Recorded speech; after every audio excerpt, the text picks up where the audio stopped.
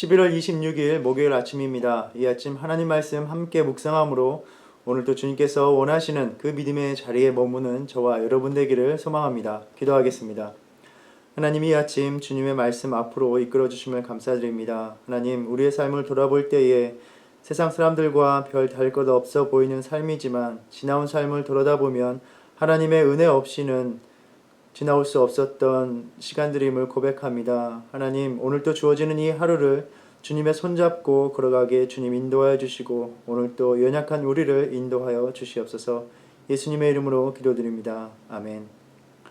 함께 묵상할 하나님의 말씀은 다니엘서 5장 1절에서 12절 말씀입니다. 하나님의 말씀 다니엘서 5장 1절에서 12절입니다.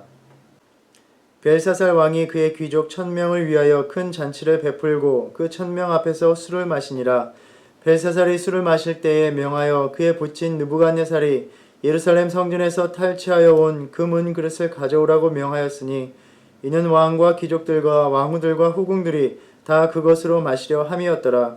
이에 예루살렘 하나님의 전 성소 중에서 탈취하여 온 금 그릇을 가져오매 왕이 그 귀족들과 왕후들과 후궁들과 더불어 그것으로 마시더라. 그들이 술을 마시고는 그 금, 은, 구리, 쇠, 나무, 돌로 만든 신들을 찬양하니라. 그때에 사람의 손가락들이 나타나서 왕궁 촛대 맞은편 석회벽에 글자를 쓰는데 왕이 그 글자 쓰는 손가락을 본지라. 이에 왕의 즐기던 얼굴빛이 변하고 그 생각이 번민하여 넓적다리 마비가 녹는 듯하고 그의 무릎이 서로 부딪힌지라. 왕이 크게 소리질러 술객과 갈대아 술사와 점쟁이를 불러오게 하고 바벨론의 지혜자들에게 말하되 누구를 막론하고 이 글자를 읽고 그 해석을 내게 보이면 자주색 옷을 입히고 금사슬을 그의 목에 걸어주리니 그를 나라의 셋째 통치자로 삼으리라 하니라. 그때 왕의 지혜자가 다 들어왔으나 능히 그 글자를 읽지 못하며 그 해석을 왕께 알려주지 못하는지라. 그러므로 벨사살 왕이 크게 번민하여 그의 얼굴빛이 변하였고 귀족들도 다 놀라니라. 왕비가 왕과 그 귀족들의 말로 말미암아 잔치하는 궁에 들어왔더니 이에 말하여 이르되 왕이여 만수무강하옵소서. 왕의 생각을 번민하게 하지 말며 얼굴빛을 변할 것도 아니니이다. 왕의 나라에 거룩한 신들의 영이 있는 사람이 있으니 곧 왕의 부친 때에 있던 자로서 명철과 총명과 지혜가 신들의 지혜와 같은 자니이다. 왕의 부친 느부갓네살 왕이 그를 세워 박수와 술객과 갈대아 술사와 점쟁이의 어른을 삼으셨으니 왕이 벨르사살이라 이름하는 이 다니엘은 마음이 민첩하고 지식과 총명이 있어 능히 꿈을 해석하며 은밀한 말을 밝히며 의문을 풀 수 있나이다. 이제 다니엘을 부르소서. 그리하시면 그가 그 해석을 알려드리리이다 하니라. 아멘. 우리가 지금까지 묵상했던 1장부터 4장까지는 느부갓네살 왕과 관련된 여러가지 다양한 사건들을 다루었습니다. 그리고 5장에서 새로운 바벨론의 왕이 등장하는데 느부갓네살의 아들로 소개되는 벨사살입니다. 고대의 바벨론의 역사를 잘 아는 사람이라면 벨사살은 느부갓네살의 아들이 아니라 바벨론의 마지막 왕이었던 나보니두의 아들이라는 것을 이미 알아차렸을 것입니다. 벨사살은 한 번도 왕위에 오른 적이 없고 단지 아버지가 왕위를 비우고 떠나 있는 동안 그 자리를 대신하였던 인물이었습니다.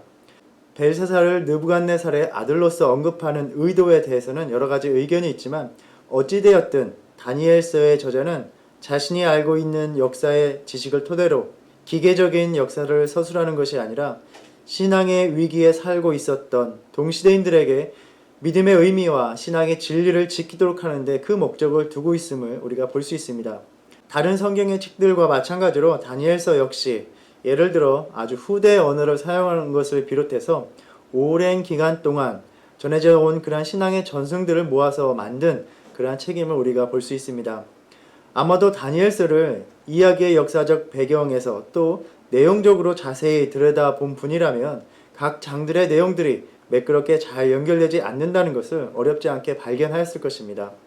예를 들어서 다니엘이 느부갓네살의 인정을 이미 받았음에도 불구하고 꿈을 해석할 때 다니엘이라는 인물을 처음 소개하는 것처럼 이야기하는 것이나 또 느부갓네살이 하나님의 위대하심을 찬양하고 인정하는 듯 하면서도 다음 장에 넘어가면 다시 우상의 신상을 세우고 교만해진 모습으로 등장하는 것을 볼 수 있습니다.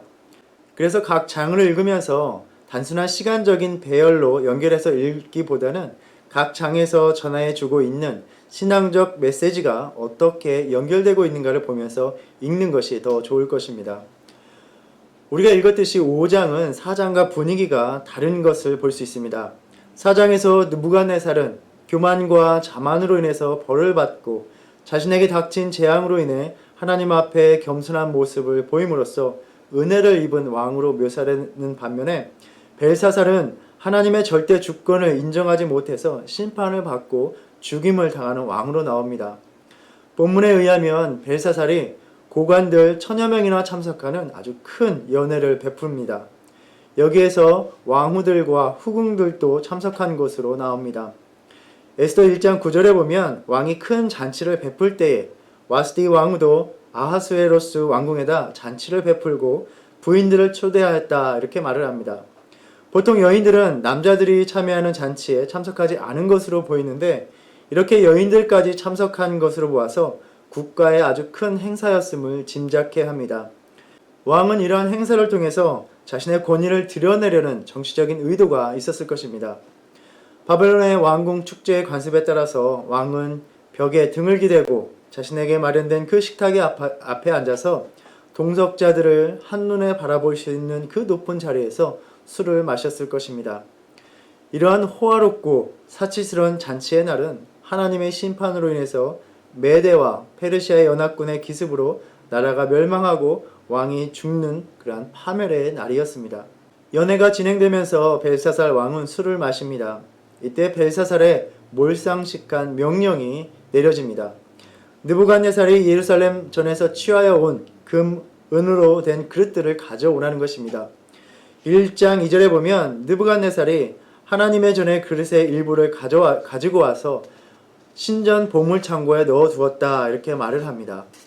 다른 나라의 신전에서 탈취한 물건을 자신이 섬기는 신전의 창고에 보관하는 것은 고대인들의 일반적인 관습으로 보입니다. 아마도 그것이 자신이 섬기는 신들에게 영광을 돌리는 일이라 생각하였을 것으로 짐작됩니다.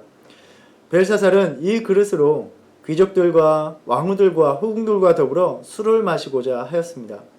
이 그릇들은 하나님께 제사를 드릴 때에 하나님께 예배를 드릴 때에 쓰였던 거룩한 도구였습니다. 이 성스러운 기명으로 자신들의 방탕한 연회를 위해서 사용한다는 것은 인간이 하나님 신 앞에서 보이는 아주 극악한 교만의 모습, 신성 모독의 행위였던 것입니다. 더 나아가서 이 연회의 성격이 무엇인지는 우리가 알 수 없지만 고대의 관습에 의하면 고관 대작들이 참석하는 왕궁의 연회에서는 자기들이 섬기는 신에게 술을 바치도록 되어 있었다고 합니다. 4절 말씀에도 술을 마시고 나서 그 금, 은, 구리, 쇠, 나무, 돌로 만든 신들을 찬양하니라 라고 말을 하고 있습니다. 하나님을 예배하는 도구로 써야 했던 그 그릇들을 우상을 찬양하는 도구로 사용하고 있는 것입니다. 하나님 앞에 교만했었을 뿐 아니라 우상 숭배를 통해서 이중으로 하나님을 모독하고 있었습니다. 하나님의 진노의 심판을 피할 수 없음을 예고하고 있습니다. 그래서 5절부터 이러한 극악무도한 교만에 하나님께서 응답하십니다. 5절에 그때라고 말을 합니다. 바로 예루살렘에서 가져온 거룩한 도구들로 술을 마시며 바벨론의 신들을 찬양하는 그 때입니다. 하나님이 즉각적으로 반응하셨습니다. 시끄럽고 떠들썩한 흥겨운 연회의 분위기는 갑자기 사람의 손이 나타나 왕궁 촛대 맞은편 그 벽에 글을 쓰는 초자연적인 사건으로 인해서 찬물을 끼얹은 듯 잠잠해졌습니다. 이 손가락이 글을 쓴 곳은 모든 사람들이 가장 잘 바라볼 수 있었던 그곳이었습니다. 촛대 맞은편이란 환하게 조명이 비치는 곳이었고 또 석회벽이란 아무런 장식이나 문양이 없이 하얗게 회칠을 한 벽을 가리킵니다. 처음부터 이 손가락이 나타나서 글씨를 쓰는 그 과정을 연회에 참석한 모든 이들이 왕과 함께 또렷이 본 것입니다. 하나님 앞에 교만하며 흥겹게 향락을 일삼던 곳이 하나님의 능력의 현현 사건으로 인해서 심판의 계시가 전달되는 장소가 되어버렸습니다. 우리가 묵상했던 앞의 계시의 사건들과 비교해 볼 때 하나님의 계획이 점점 분명하게 나타난 것을 볼 수 있습니다. 이전에는 왕이 자는 중에 꿈을 통해서 나타났던 제국의 멸망, 하나님의 심판의 계시가 이제는 모든 사람들이 깨어있을 때 아주 분명하고 또렷이 드러난 것입니다. 이 연회에는 1000명의 고관이 참석했다 말을 합니다. 사실 이 1000이라는 숫자를 아주 셀 수 없는 많은 사람들을 상징하는 숫자로 보기도 합니다. 바벨론에 대한 하나님의 계획이 모든 이들에게 분명하게 전해진 것입니다. 느부갓네살이 꿈에 보았던 것들을 알 수 없었던 것처럼 이 손가락이 쓴 글자는 이해할 수 없는 그러한 기록이었습니다. 그렇기에 더욱 불길한 징조로 느껴졌을 것입니다. 6절에서 벨사살의 반응이 묘사됩니다. 이에 왕이 즐기던 얼굴빛이 변하고 그 생각이 번민하여 넓적다리 마디가 녹는 듯하고 그의 무릎이 서로 부딪힌지라. 이는 선지자 나훔이 니느웨 주민들을 향해 선포했던 말씀과도 비슷합니다. 나훔 2장 10절에 니느웨가 공허하였고 황폐하였도다. 주민이 낙담하여 그 무릎이 서로 부딪히며 모든 허리가 아프게 되며 모든 낯이 빛을 잃도다. 피할 수 없는 하나님의 심판을 받는 이들의 반응과도 비슷한 것입니다. 고대에는 넓적다리는 허리 부분으로서 힘의 근원으로 생각되는 부분이었습니다. 이 마디가 녹았다는 것은 그가 온 힘이 풀어져서 무릎이 부딪히는, 즉 서 있을 힘도 없을 정도로 다리가 풀려서 주저앉을 수밖에 없었던 상황이었습니다. 왕이 얼마나 충격을 받고 몸서리치게 두려워하고 있는가를 보여줍니다. 하나님의 성전의 기명들을 자신의 향락의 도구로 사용하면서 한껏 자만하던 벨사살이 한순간에 겁에 질린 보잘것없는 초라한 인간이 되어버렸습니다. 하나님을 거스르며 무시하며 살아가는 인간이 하나님의 현존, 그 능력의 임재 앞에서 보일 수밖에 없는 반응입니다. 그 인생이 결코 하나님의 은혜를 기대할 수 없는 삶을 살아가고 있었기 때문입니다. 우리는 성경을 통해서 인간에게 다가오시는 하나님의 현존의 이야기들을 보았습니다. 하나님 앞에 두려워할 수밖에 없지만 하나님을 경외하며 살아가는 이들에게는 주님의 그 임재는 하나님의 위로와 도우심과 구원의 경험이었습니다. 오늘 내 삶, 바로 이 순간에 하나님의 임재는 어떻게 경험될 수 있을까요? 하나님이 원하시는 바에 따라 사는 삶, 하나님의 영광을 위해 애쓰는 삶, 하나님을 예배하는 자로서 세상적인 것을 좇기보다 구별되기를 애쓰는 삶으로서 힘겨운 나의 현실에 오셔서 나를 도우시는 그 하나님의 능력의 손길로 경험할 수 있을까요? 아니면 오만했던 벨사살처럼 하나님이 명하신 예배의 자리, 또 섬김의 자리, 믿음의 삶에서 떠난 그 자리에서 살아가고 있기에 두려운 하나님의 심판이 행해지는 자리로 경험하게 될까요? 오늘 이 아침 우리에게 또 다가오시는 하나님, 두려워하지 말라, 내가 너와 함께 함이니라. 또 한 찬양의 가사처럼 상하고 낭망한 너의 마음을 내 사랑의 팔로 안아주시는, 너의 연약한 삶에 나의 강한 능력의 팔을 펼치리라. 그렇게 도우시는, 건지시는, 구원하시는 하나님의 임재를 경험하는 오늘도 믿음을 지키며 나아가는 저와 여러분의 삶이 되기를 바랍니다. 두려움에 가득한 왕은 소리를 지르며 바벨론의 현자들을 불러들입니다. 그리고 이를 해석하는 이에게 높은 지위를 하사하겠다고 약속합니다. 자주색 옷은 고대 근동에서 왕이 입는 긴 옷으로서 왕의 권위와 위엄을 상징했다고 합니다.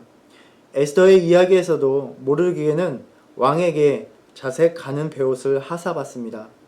왕이 내건 그 조건은 글자를 읽고 해석하는 것입니다. 그러니까 무슨 글자인지도 읽을 수도 없었다는 말입니다. 왕에게 능히 이를 행할 수 있는 사람은 아무도 없었습니다. 왕이 크게 번민하여 얼굴빛이 변하였다고 말함으로써 그의 절망적인 상태를 묘사하고 있습니다.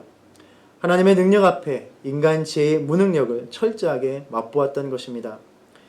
이때 태후가 등장합니다. 벨사살의 어머니라면 실제 역사에서는 왕의 아내 왕후였습니다. 아들이 처한 위기에 나타나서 희망의 소식을 전해줍니다. 다니엘을 찾으면 된다는 것입니다. 다니엘을 소개하는 말은 느부갓네살 왕이 다니엘에게 했던 말입니다.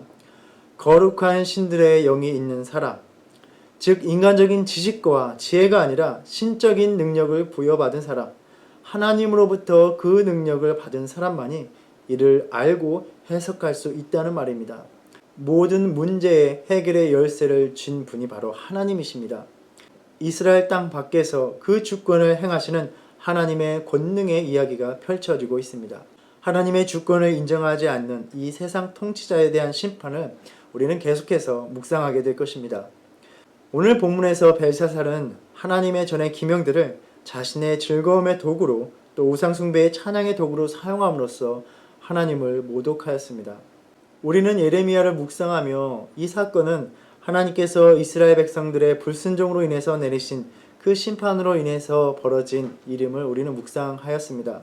본문은 오만한 세상 통치자에 대한 하나님의 심판을 선언하고 있지만 그 이전에 하나님의 뜻을 거스른 그 백성의 불순종이 이처럼 이방의 통치자가 하나님을 모욕하는 상황에 이르게 만들었음을 우리는 묵상해 볼 수 있습니다.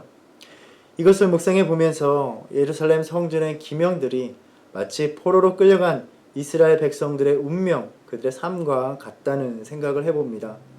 하나님을 예배하는 데 사용되어야 할 그 기명들이 이방인들에 의해서 그들의 세상적인 즐거움, 우상 숭배를 위해서 사용되어지는 처지에 놓여 있습니다. 하나님을 섬기는 삶을 살았던 백성들은 이제 이방 땅에서 이방 통치자의 손 아래 놓여서 그들의 처분에 놓인 운명이 되어버렸습니다. 하나님을 거스르며 불순종하는 이들에게 닥쳤던 삶입니다. 그리고 이것이 오늘날에도 하나님을 멀리하는 그 자녀들이 처해질 수밖에 없는 상황이기도 한 것입니다. 하나님을 섬기며 그분을 예배하는 삶을 살아가야 하는데 그 마음과 생각이 하나님을 저버렸고 그 삶은 이제 하나님의 돌보심의 손에서 점점 떨어져 나가는 것입니다. 그래서 자신에게 주어진 삶, 인생의 시간, 부여된 은사들이 하나님을 예배하는 데 사용되어지는 것이 아니라 세상 사람들의 즐거움을 위해서 사용되는 것입니다. 세상을 만족하게 하는 자리, 세상의 가치를 추구하는 이들을 즐겁게 하는 자리, 하나님이 아닌 다른 것을 찬양하는 자리에 불려가는 것입니다. 하나님을 멀리하는 삶을 살아갈수록 내가 알지도 못하는 사이에 그러한 삶의 자리로 깊이 들어가 버리게 되는 것이죠. 그렇게 불순종하는 삶이 흘러가는 것은 하나님의 영광을 훼손하는 세상의 자리입니다. 주님께서 주신 나의 인생, 소명과 사명으로 부여하신 나의 생명의 시간들, 나의 손과 발이 지금 무엇을 위해서 또 누구를 위해서 사용되어지고 있습니까? 이사야서 43장 21절에서 하나님은 말씀하십니다. 이 백성은 내가 나를 위해 지었나니 나를 찬송하게 하려 함이니라. 창조주 하나님께서 우리를 지으시고 하나님이 기뻐하시는 자리에서 하나님을 예배하는 자리에서 그분의 영광을 나타내는 삶의 자리를 지키며 살아가기를 원하고 계십니다. 우리의 삶이 하나님의 영광을 위해 나의 손과 발이 사용되는 그 자리로 돌아오는 또 그 자리에 머물기를 애쓰는 그러한 삶을 살아가는 저와 여러분 되기를 소망합니다. 우리가 처한 이 세상의 삶은 하나님의 뜻을 하나님의 영광을 위해 살기를 거부하는 곳입니다. 다니엘과 세 친구가 이끌려진 삶의 자리 역시 마찬가지였습니다. 그러나 이들은 자신들이 불려간 그 자리에서 하나님의 뜻을 따르기로 마음을 정하였고 신상에 절하기를 단호하게 거절하였습니다. 그러한 삶을 살아가는 이들에게 하나님의 임재는 그 구원의 능력을 경험하는 사건이 되었습니다. 오늘 우리에게도 변함없이 다가오시는 그 하나님의 임재가 오늘 또 구원의 능력을 맛보는 그러한 순간들이 되기를 소망합니다. 비록 이렇게 성전 기물들이 이방 통치자에 의해서 부정하게 쓰여졌지만 하나님께서 회복해 주실 때 다시 정하게 될 때 그 기물들은 하나님을 예배하는 도구로 사용되어졌을 것입니다. 마찬가지로 하나님께서 우리의 인생에 다시 개입하시고 또 우리를 인도하실 때 우리의 삶은 언제든지 하나님의 영광을 위해서 하나님을 예배하기 위해서 사용되어질 수 있습니다. 주님 다시 오실 때까지라는 찬양의 가사는 이렇게 시작됩니다. 주님 다시 오실 때까지 나는 이 길을 가리라. 나의 가는 이 길 끝에서 나는 주님을 보리라. 하나님의 주권을 인정하지 않았던 벨사살과 같은 그러한 교만한 삶이 아니라 이 찬양의 가사와 같이 내 사모하는 주님 온 세상의 구주시라. 내 사모하는 주님 영광의 왕이시라 라는 이 고백으로 주어진 오늘 하루의 삶을 살아가는 저와 여러분 되기를 간절히 소망합니다. 기도하겠습니다. 하나님, 이 아침 하나님 앞에 교만했던 벨사살의 이야기를 통해서 하나님의 거룩한 도구들이 하나님을 예배하는 데 쓰여진 것이 아니라 인간의 향락과 우상 숭배를 찬양하는 도구로 사용되어졌던 안타까운 현실을 다시 한번 돌아봅니다. 하나님, 그 백성들의 불순종으로 인하여 벌어졌던 안타까운 현실입니다. 오늘날 우리가 하나님 앞에 불순종할 때 우리에게 닥치는 현실이기도 함을 돌아봅니다. 하나님, 오늘 또 우리의 믿음의 자리를 지키는 그런 신앙의 삶을 살아가게 하여 주시옵소서. 우리에게 주어진 인생과 하나님께서 부여하신 은사들이 하나님을 예배하는데 또 하나님의 영광을 드러나는 데 사용되어질 수 있도록 오늘 또 주님께 순종하는 삶을 살아가게 하여 주시옵소서. 또한 하나님을 경외하는 삶을 삶으로 하나님의 그 능력의 임재가 두려움이 아니라 나를 돌보시고 나를 건지시는 손길로 그 따스한 위로로 경험하는 오늘 하루의 삶이 되게 주님 인도하여 주시옵소서. 예수님의 이름으로 기도드립니다. 아멘. 하늘에 계신 우리 아버지여, 이름이 거룩히 여김을 받으시오며 나라의 임하옵시며 뜻이 하늘에서 이룬 것 같이 땅에서도 이루어지이다. 오늘날 우리에게 일용할 양식을 주옵시고 우리가 우리에게 죄 지은 죄를 사하여 준 것 같이 우리의 죄를 사하여 주옵시고 우리를 시험에 들게 하지 마옵시고 다만 악에서 구하옵소서. 나라와 권세와 영광이 아버지께 영원히 있사옵나이다. 아멘.